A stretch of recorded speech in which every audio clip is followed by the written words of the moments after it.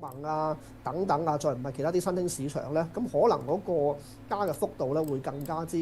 犀利啊，同埋你見到今次佢即係針對譬如汽車嗰邊啊，話要加個2成幾嘅關稅咧，咁基本上對於可能歐洲影響就比較大啦啊，但反而你話對於內地方面，咁始終之前要加嘅都已經係加咗啦，咁同埋見到國內真係向美國出口嗰啲車個佔比又唔係話咁大啦，咁相對嚟講個影響就可能比較係細啲嘅。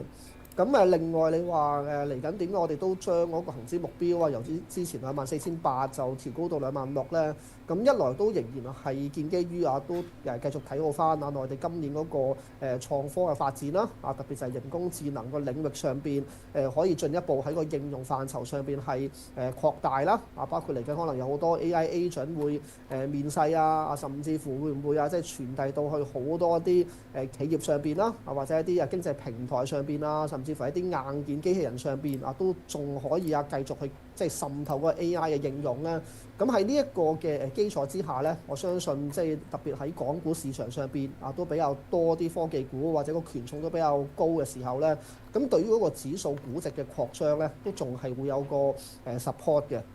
咁其次，如果你話睇翻近期可能市場焦點就係啲香港公布嗰啲業績期啦嚇，咁可能啲中資股公布佢哋舊年第四季嗰個嘅 result 咧，普遍都叫做唔錯嘅咁你見到喺呢段時間啊，咁佢哋個業績不斷出嘅時候咧，亦都見到個恒生指數啊或者 MSCI 嗰個盈利預測咧，都不斷係向上調升緊啦咁再加埋譬如之前公布內地頭2個月啲經濟數據咧，亦都叫做對版見到近期都有唔少啲外資大行啦都係調高咗今年中國全年嘅 GDP 嘅預測咁所以對於嗰個所謂盈利嘅基本面上邊咧，都仲係會有一個即係支持嘅作用咁嚟緊你話對於譬如美國息口方面會唔會可能有機會可能喺6月份真係減到息咧如果你話睇翻近期美國出嗰啲經濟數據，特別消費方面嗰個嘅信心指數咧，都開始弱翻啲啦咁唔排除如果你話嚟緊去到第二季啲數據都仲係差嘅時候咧，有機會加速翻美聯儲個減息嗰個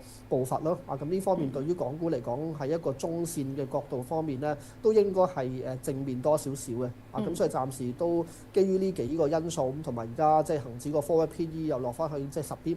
倍咁上下個估值又唔係話真係咁貴嘅時間咧，咁所以我都相信嚟緊去到即係今年譬如第二季短線回調之後咧，咁都仲會有個向上 Upside 咯。好，有冇話你覺得短線回調嗰個幅度係即係需要幾多咧？呢個就比較難啲去判斷嘅。當然你話如果有機會落到去，譬如有22,000零嘅譬如可能落翻22,500咁上下，咁都係一個比較吸引嘅水平啦。咁但係當然咧，啱啱講嗰啲即係始終成個基本面都唔差嘅時候，咁而家估值又唔係話特別高啦。咁會唔會真係俾你落到去22,000 22,500一個咁靚嘅價俾你去買咧？咁相信機會就唔大咁所以你話可能嚟緊回翻落去，譬如23,000左右，咁對於一啲本身而家好輕倉冇乜即係倉底嘅啲投資者咧，其實我覺得都係一個即係機會啦，或者一個都比較吸引嘅水平咧，可以初步去到吸納翻嘅啦。好，呢個禮拜肯定係因為期指結算同埋轉倉嘅因素，令到個市飄忽，令到個市行嘅方向，我哋唔可以盡信。譬如話連續跌咗4日啦，琴日都仲係懟到去最低位嘅。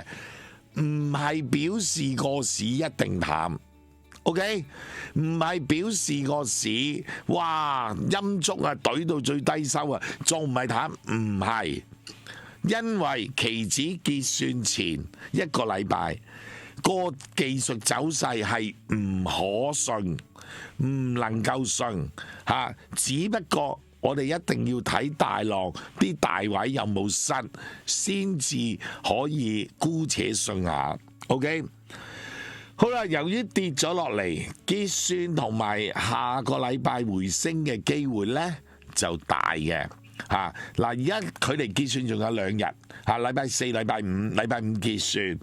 禮拜1係場外結算。跟住，如果啲大戶轉倉轉唔夠數呢，可能下個禮拜呢仍然都係做個反走勢。所以暫時嚟講呢，我又覺得未需要驚。嗱，上翻24,000樓上，或者甚至乎25,000呢，咁我哋先至係要驚，唔係而家驚。OK， 仲有就係下個禮拜一就今個月同埋今季嘅最後一日，季結因素呢，其實好明顯睇到喺外圍市況就係做個季結嘅原因，所以你見美股、日股彈晒。嗱，美股、日股要彈，我喺第二節嘅時間，亦都同大家講咗幾個禮拜啦，差唔多喺個美股跌到最近期嘅最低位嘅時間，我同大家講淡倉要食糊，咁已經呢一路叫大家淡倉食糊，避一避先。嗱，咁你而家彈咗2個禮拜啦，幅度成1000幾2000點啦，道指咁究竟後咩位啦？彈完或者就快彈完啦，後咩位再沽翻美股呢？呢下着數起碼譬如話，如果你做 put 輪嘅話呢，好多已經由高位跌咗一半落嚟啦，咁你可以買翻 double 噶啦，咁嗱。季結因素咧會令外圍市況升嘅，咁就無形中咧對港股嚟計都係有利我估計啦，港股嘅波幅咧，如果按衰極咧23200咯，23200應該唔會穿嘅，亦都係舊年嘅最高位啊嘛，咁呢啲係大位嚟嘅。上邊咧保守啲啫，我呢度講24200，即係1000點嘅波幅，呢度係保守啲講，當然如果樂觀啲呢，可能逼近25200嘅，呢個呢就要睇下究竟出嘅現象啦。如果呢2日突然間出陽燭嘅話呢，咁就睇25200啦，即係大陽燭唔係細陽燭啊。咁所以呢，呢個呢就有斟酌嘅，高位個目標咧有斟酌但係起碼一樣嘢，我會覺得由而家到月尾咧，應該個市會做翻好啲，24000、24200咧，估計好大機會見到咁你哋亦都要諗啦，就係話。喂，減唔減磅呢？又係24200減唔減磅呢？自己去決定啦。其實第一次叫大家減磅都係挨近24000啦，逼嗰陣時衝緊上去啊嘛，係咪嚟嚟去去成個月啦，3個禮拜啦，咪又係咁樣波幅所以即係嗰陣時減咗呢，個形勢就好好多咁而家都未遲嘅。嗱，咁今個禮拜呢，或者呢2個禮拜呢，港股呢就出現咗一個現象啦，開始高位呢就有配股嘅活動出現啦，一隻就係比亞迪，一隻呢就係小米，兩隻都配咗400幾億啦。嗱，市場咧個演繹咧就話啦，死啦！你而家呢個時間咧高位咧就抽水啦，抽緊晒啲資金啦，咁就個市就冇運行噶啦咁樣。嗱，講真啦，400幾億係咩錢啫？係咪啊？你北水3幾日都喺度啦，咁。究竟係咪真係咁嚴重，影響到市場嘅資金好少呢？其實唔係嘅，即係又係冇嘢講攞嚟講啊！即係好多啲 KOL 股評人佢哋根本就冇料呢，就唯有將啲碎料呢就講嚟呢，講到天咁大。汽車關稅都好啦，市場反應其實唔係太大嘅反為港股咧係受住一啲個別公司嘅業績但係業績出嚟咧大部分都係下跌嘅，咁所以呢個影響住指數。第二咧就小米配股啦大家亦都影響到咧市場對於嚟緊會唔會好多嘅公司咧進行配股。咁但係整體你睇到過去一個禮拜咧，恒生指數其實個波幅咧都係700零點嘅啫，可以咁講就係近期嚟講咧係比較少波幅嘅一日啦。成個禮拜嚟講，其實恆指咧都係跌咗263點，亦都係咧連續3個禮拜恆指咧都係跌200零點嘅啫。咁啊喺23,426點收市啦咁。咁嚟緊呢個禮拜咧，我諗大家個焦點就喺4月2號嚇，究竟美國總統特朗普係咪會公布一個完整嘅關稅方案嚇？咁但係我自己覺得目前都唔知嘅嚇，究竟係咪真係4月2號會公布，或者公布嘅會唔會到時係幾時實施咧？等呢啲其實全部都不明朗嘅嚇。咁所以我諗咧，大市嚟緊呢個禮拜可能會觀望氣氛就更加濃厚。咁另外咧，內地都會公布即係 PMI 嘅數據啦嚇。咁而即係呢個數據咧，我相信都緊要嘅嚇，因為大家都睇到內地嘅經濟會唔會真係逐步改善咧？咁呢個比較關鍵。外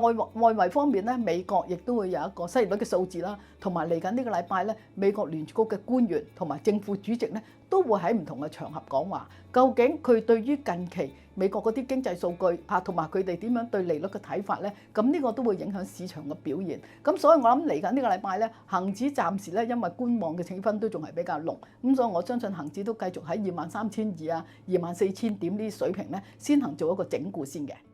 即係話俾配股嗰日咧，佢嗰個價咧57蚊咧，係折讓咗6.6%，咁6.6% 就唔算大嘅嚇。集資咧一共係426億，咁其實資金咧好明確嘅用途就係話攞嚟咧加速個發展啦，同埋佢而家喺嗰個汽車啊點樣去提升嗰個科研啊各方面嘅，咁呢個資金係好明確，咁所以其實咧對中長線嚟講佢發展係有利嚇，但係咧短期嚟講咧就因為咧呢個咁嘅股價嘅即係配股啦，再加埋之前升得咁急咧，咁所以個股價咧調整得比較多，但係咧好快亦都喺幾日咧一跌穿埋呢個即係配股價添，咁而最低咧曾經咧係穿過50蚊，咁所以其實呢個幅度都幾大噶嚇，咁但係我諗咧有貨話咧，其實我諗大家如果我自己啊，我覺得咧我對小米都繼續咧係有信心嘅，只不過就話喺呢段期間佢配完股之後，如果有業績又公佈完啦，咁而家就要等一啲新嘅催化劑，先至可以令到佢個股價有機會咧係再上。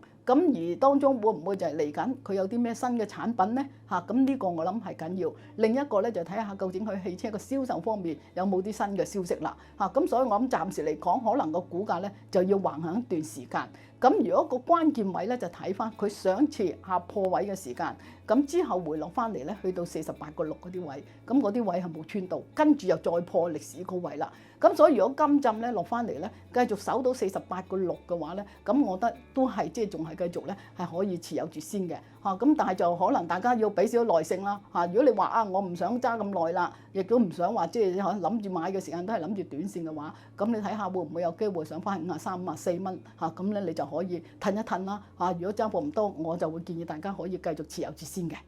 即係北水啦，勁鬧佢嘅。咁但係依家就係咪哇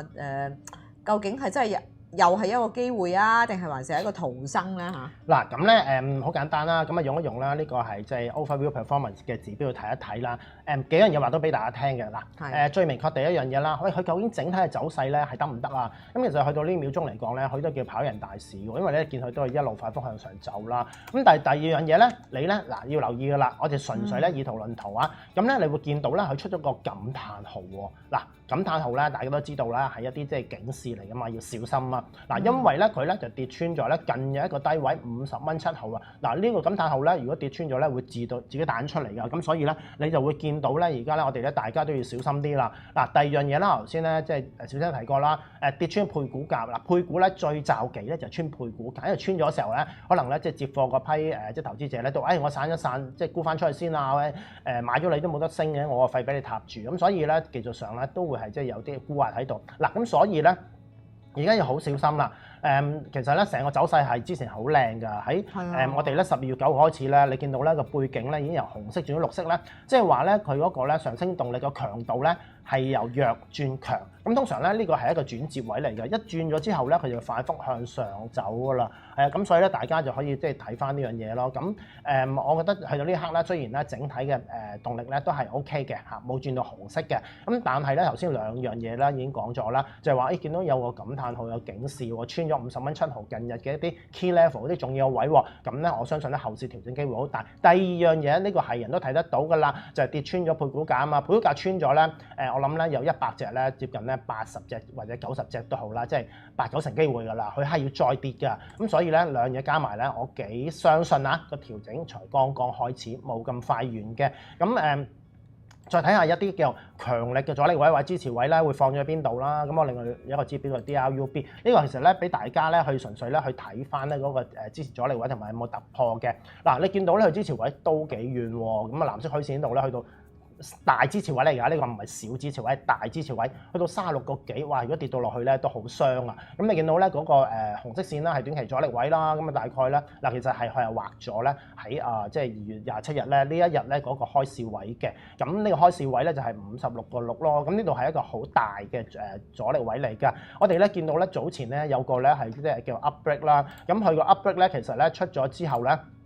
就係話咧佢破咗個阻力位㗎嘛。咁但係咧我哋記住咧我呢幾集連續都不斷講咗㗎啦，突破震倉再破頂先有得諗嘅。好啦，而家咧見到 up break 突破震倉震咗咯，有冇破頂？冇啊嘛，咁所以暫時冇得諗咯。咁所以整體嚟講咧，成件事咧而家暫時咧就唔係太靚仔㗎啦。咁所以咧總括嚟講咧，應該係會有一個調整嘅線啦，係短期阻力位啦。咁啊大概咧嗱，其實係佢係畫咗咧喺即係2月27日咧呢一日咧嗰個開市位嘅。咁呢個開市位咧就係56個6咯。咁呢度係一個好大嘅阻力位嚟講咧，應該係會有一個調整嘅。嗱，下一步咧落到咩位咧？就喺另一個 key level 48個6毫半，你睇下會唔會穿呢啲位啦？如果穿咗咧，咁又真係落深啲㗎啦。咁希望唔穿啦，喺度即係上落咁樣震盪，我覺得會好啲嘅。睇下頂唔頂得順啦。咁所以暫時咧整體嘅走勢唔係太靚嘅時間咧，就唔好撈底啦。嗱，如果你係進取嘅話咧，其實咧留意翻啦，今日叫做係穿咗50.7毫咧，初步咧係叫做破咗一個即係短期嘅一啲重要位。咁如果嚟緊嘅1、2日再穿今天嘅低位咧，就可以做少少淡倉睇佢落唔落去咯嚇。但係記住啊呢啲叫跑贏啊，呢個嗱暫時唔係叫跑贏，係叫做如果大市同步嘅情況下咧，其實咧佢就有機會咧唔係落得太深嘅嚇。咁我覺得就話即係如果你等得嘅，就不如唔好做太動作啦，等個機會咧遲啲買翻就好過咧，即係而家又出又入或者即係做淡倉。咁但係始終有啲朋友覺得喂要快靚正要做埋個淡倉嘅，咁你咪做下咯。係向上啦，今日高位上過133.5嘅，依家又回翻些少咯，咁但係都暫時係企穩嘅咁樣。咁啊，我覺得上翻130樓上咧係舒服好多嘅。呢隻咧有意外驚喜喎，因為見到咧 outperform 跑贏個市嘅喎，整體嚟講。咁但係咧因為而家處於呢個上落嘅區間啦，咁所以咧你見到個背景咧又綠下又藍下咁咧，因為其實佢都係即係反覆啲，咁啊唔係太明確嘅。咁主要嘅阻力位咧就放咗喺啦紅色呢條線啦，大概140.7毫。咁其實咧就係講緊咧 mark 咗咧喺3月6日嘅收市價，當日收市價就係140.8啦，咁所以呢個就係一個主要嘅阻力位，咁暫時未破到㗎。咁睇下佢會唔會即係又跌穿一啲重要位嗱？留意翻因為見到咧啲標籤咧由綠色變咗藍色，咩意思咧？嗱，其實一路一級級上嘅時候咧個股價咧，我哋啲標籤係會綠色嘅。咁當佢咧開始有少少唔係做到呢樣嘢，做唔到級級上咧，就會變翻藍色。咁所以咧而家都幾關鍵嘅。你睇下大概127蚊6毫或7毫呢位咧會唔會守得住咧？嗱，因為望到嘅127.7啦，就喺早前咧。3月11日咧做咗，跟住咧呢幾日咧落到去低位咧127.6爭1毫子，其實都係差唔多同一個位嚟㗎。咁話俾你聽呢個位重要嘅，如果一旦失手嘅時候咧，有機會咧就回翻落去。咁呢個咧就要即係大家要小心啦。咁所以就唔好掉以輕心話佢叫跑贏個市喎，我哋不如碌入去買咯。唔得嘅，因為咧佢暫時咧嗰個走勢咧好貼近咧127.6、127.7呢個關鍵嘅水平啊。一旦穿咗咧，有機會跌得深啲㗎。咁所以咧，我覺得咧就大家要係即係觀察下先，唔好咁急咯。同埋而家始終咧個市咧回調嘅機會係相對大於上升嘅。咁我哋就盡量唔好逆住個市去做，順住個市去考慮咧，就會比較即係勝算啦。好明顯啦，你見到啦紅藍線咧重疊咗喺同一個位啊。咁呢個位好緊要啊，變咗即係嚟緊咧一個重要嘅位嚟嘅。咁就係咧大概參考翻咧3月19日嘅開市價啦，80蚊9毫半。如果呢個位突破到嘅時候咧，佢真係好大機會上嗱。到期時如果真係做咗突破咧，留意埋呢個成交會唔會係異常地增加？暫時冇呢個情況，同埋見到咧成交咧都係一路縮落去嘅。咁好靜咯呢隻嘢，我覺得未買嘅唔好買住。如果有貨嘅，你睇下等一等啦，佢會唔會過到呢個阻力位啦？過到就更加好啦。就都係好快啊！但係唔係叫急嚇。今次嘅升幅大部分都因為咧係個估值關係重估啊，科技嗰方面咧，大家都講咗好耐㗎啦。DeepSeek 嘅就喺農曆新年前後咧橫空出世，咁所以令到大家都對中國嗰個 AI 嘅概念咧係突然有非常之濃厚嘅興趣。今次個基金咧對香港嘅股票市場咧係有個特別嘅係好嘅睇法。或者佢哋對中國科技咧有個比較好嘅重估嘅出現啊！咁你知道咧，譬如好似前一排見到比亞迪配股400幾億啊，邊啲人攞咗咧？大部分都係我諗基金啦，同埋中東嘅主權基金啦，都好多都買咗，咁所以變咗好多都留咗喺度。第二樣嘢就係話，今次嘅升浪咧係多多少少咧都係儲落到好多北水落咗嚟啊！其實北水咧過去喺1月、2月份咧2個月夾埋咧都成2-3千億走入嚟，每日都有淨流入咧，就大概超過100億嘅時間咧，非常之多嘅。咁即係證明咧啲北水源源不絕，係買咗港股佢唔捨得走，資金唔係話一次過大家一齊走啦，係冇啦，冇乜新嘅概念，冇新政策出嚟咧，我哋又唔買啦。但係依家唔係，依家咧叫做咧平，喂跌落嚟之後咧，我哋未買嗰啲會買。或者有啲 focus 翻指向於大嘅，譬如阿里巴巴嗰啲咁，即係未夠喎，個 valuation 仲係個估值仲係好平喎，15倍市盈率、16倍市盈率。所有科技股嘅重估嘅關係，佢哋個估值咧係飆高咗好多，所以拉高咗個平均價。其實舊經濟股份大部分都係10倍樓下，或者內銀股啊、內險股啊、中特股嗰啲回落之後再回落翻喺個3000點、4000點嘅波幅上落，到第三季、第四季先有機會再咧係穿上去28000點或者更高嘅水平。即係話下一個目標硬要我講咧就28000，因為上一次喺2021-22年嗰陣時候咧，一個橫行區由3萬點跌落嚟之後，喺28000點咧係橫行咗半年嘅，之後先再落去25000點，一路再落嘅，一路落啊！咁所以變咗，如果上去硬要咧25000點係一個阻力啊，或者一個平台，跟住就28000點，跟住上高就已經係過咗3萬點㗎啦。我係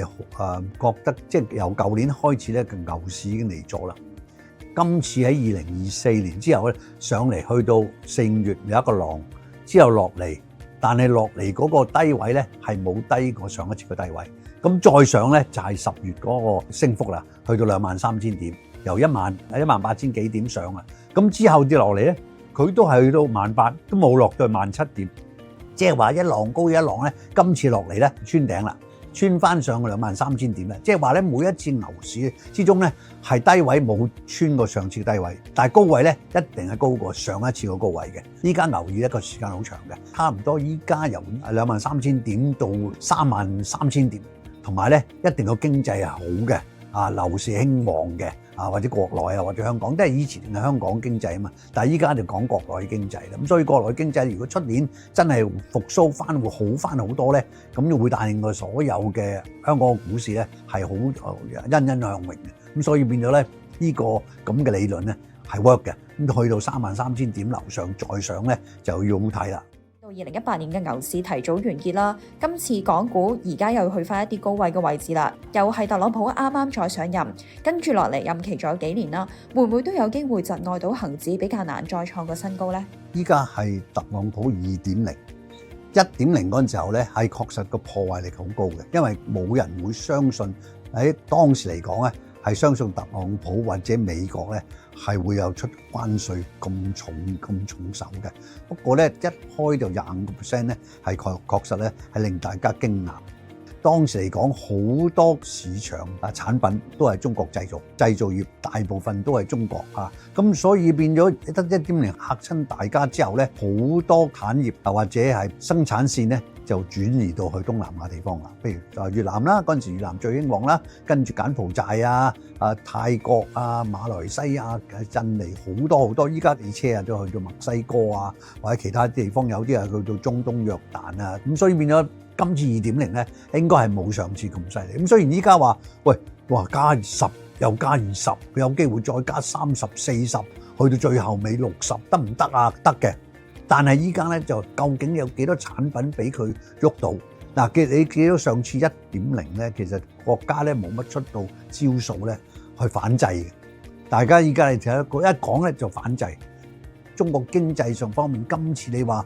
究竟係影唔影響到？係好短暫，譬如好似前一排咁，特朗普突然話我再加到10%，咁你個市咪跌一跌1000點唔出奇㗎。即係呢個就係促成嗰個有機會係短線調整，或者調整再深少少，但係咧就冇可能好似特朗普1.0嗰陣時改變咗成個市場嘅方向，由升就變跌嘅。依家我覺得只有調整就未必，除非佢顛倒咧就係話乜嘢都連投資都唔俾任何美國人咧投資中國，兼夾投資中國股份，咁就麻煩少少啦。因為即係你睇到好多阿里巴巴咁講嘢咧，其實都美國資金都仲有好多喺度嘅。佢哋如果真係要全部出晒咧，個股市又會跌得好犀利。但係有冇機會係咁樣咧？因為如果咁樣嘅全世界資金嘅流動原來都控制住有錢揾嘅地方都唔俾你去揾咧，咁呢個就我諗資本世界咧嗰個資本主義又動搖得好緊要啦嚇。